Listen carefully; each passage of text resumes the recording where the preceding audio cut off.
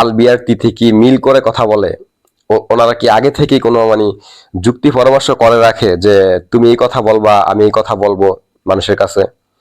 আমি কারণ অনেক কথার ভিতরে আমি আপনার আলবির কথা আর তিতির কথার ভিতরে মিল পাই। ঠিক আছে, অনেক কথাই মিলে যায়। যেমন আপনার আলবি বলে যে ইকরার নাকি একটু মেন্টালিটি সমস্যা ছিল, তার মানে হুট করে রেগে যেত, অনেক সহজ বিষয় সহজভাবে নিত না। মানে ইকরার কথা বলতেছি, ইকরাকে নাকি সে যতই বোঝানোর চেষ্টা করতো, ইকরা নাকি বোঝার চেষ্টা করতো না।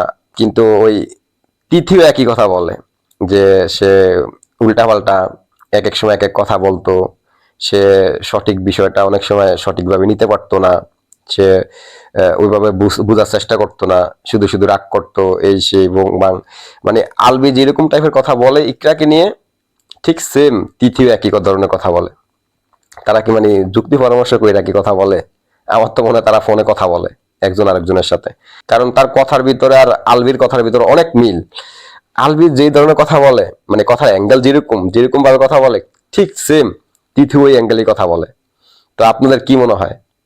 ঠিক আছে, তো আমি জানি না আসলে তারা কি একটা সুন্দর সম্পর্ক, কত সুন্দর সম্পর্ক। আমি একটা ভিডিও দেখলাম যে ইকরার, মানে ইকরার রান্না বান্না করতেছে, বলতেছে এগুলো আমার স্বামীর জন্য, আমার স্বামী এগুলো পছন্দ করে। তো কত ভালোবাসতো চিন্তা করেন। এত ভালোবাসার মানুষটাকে কিভাবে পারলো এভাবে ঠকাইতে? প্রত্যেকটা মানুষের জীবন নিয়ে চিন্তা করতে হবে।